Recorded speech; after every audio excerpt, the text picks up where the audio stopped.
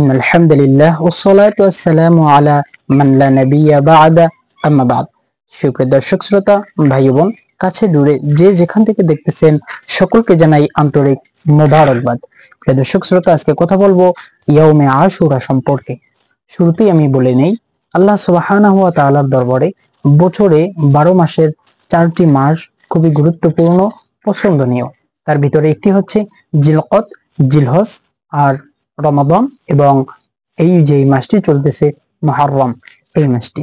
সুপ্রিয় দর্শক শ্রোতা, আমি এই পবিত্র এই যে মুহররম মাসটি চলতেছে ইয়াউমে আশুরা, এই মুহররম মাসের গুরুত্ব এবং ফজিলত সম্পর্কে আজকে ইনশাআল্লাহ আপনাদের মাঝে আলোচনা করব। তো শুরুতেই আমি রাসূলুল্লাহ সাল্লাল্লাহু আলাইহি ওয়াসাল্লামের একটি বাণী আপনাদের কাছে শুনিয়ে নেই। সেটি হচ্ছে, রাসূলুল্লাহ সাল্লাল্লাহু আলাইহি ওয়াসাল্লাম একবার বলেছিলেন, যদি আমি আগামী বছর বেঁচে থাকি তাহলে অবশ্যই এই মাসটিতে 9 এবং 10 তারিখে আমি রোজা রাখবো। আর সেটি কিন্তু তিনি বলেছিলেন যখন মক্কা থেকে মদিনায় গিয়েছিলেন। মদিনায় গিয়ে দেখতে পেলেন ইহুদিরা মুহররম মাসের 10 তারিখে রোজা রাখতেছিল। অতএব এই ঘটনা দেখে সাহাবাদেরকে তিনি সেই ইহুদিদের কাছে জিজ্ঞেস করলেন যে, তোমরা এই দিনটিকে উদ্দেশ্য করে কিসের জন্য রোজা রেখেছিল? তারা মুসা আলাইহিস সালামের ঘটনাকে কেন্দ্র করে বলে দিল। তখন বিশ্বনবী সাল্লাল্লাহু আলাইহি সাল্লাম সাহাবাদেরকে বলতেছেন, শোনো তোমরা, যেহেতু তারা মুসা নবী সাল্লাল্লাহু আলাইহি সাল্লামের কে স্মরণ করে তারা এই দিনটিকে রোজা পালন করতেছে, আমরা তো তাদের চাইতে অগ্রাধিকার। অতএব আমরাও এই দিনটিকে কেন্দ্র করে রোজা পালন করব। কিন্তু তারা একটি রোজা রাখে আর আমরা তাদের বিপরীতে 2টি রোজা পালন করব।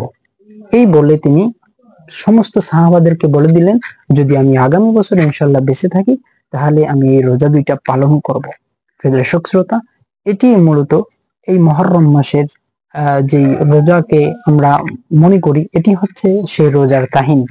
আর এই পবিত্র মুহররম ইয়াউমে আশুরা, এই দিনটিকে রোজা অবশ্যই আমরা যারা পারি অবশ্যই রোজা রাখার চেষ্টা করব। যেহেতু বিশ্বনবী সাল্লাল্লাহু আলাইহি সাল্লাম রাখার প্রতিশ্রুতি দিয়েছেন, অবশ্যই রোজা অনেক ফজিলত এবং সওয়াব রয়েছে।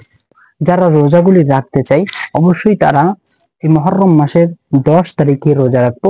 আর সেই দিনটি হচ্ছে, যেহেতু মুহররমের 10 তারিখে রোজা রাখার প্রতিশ্রুতি দিয়েছিলেন, অতএব আমরা সেই দিনটিকে রাখবো। আর ইহুদিদের বিপরীতে আমরা 9 তারিখে রাখবো, অর্থাৎ মুহররমের একদিন আগে, 10 তারিখের একদিন আগে। আর সেই দিনটি হচ্ছে আমাদের ইংরেজি মাসের শনিবার, অর্থাৎ আগামীকালকে আমরা যারা রোজাটা রাখার চেষ্টা করব, আগামীকালকে আমরা রোজাটা রাখবো। আর অর্থাৎ শনিবার এবং রবিবার আমরা রোজা রাখার চেষ্টা করব। এই বলি আজকের আলোচনা শেষ করছি। আসসালামু আলাইকুম ওয়া রাহমাতুল্লাহি ওয়া বারাকাতুহু।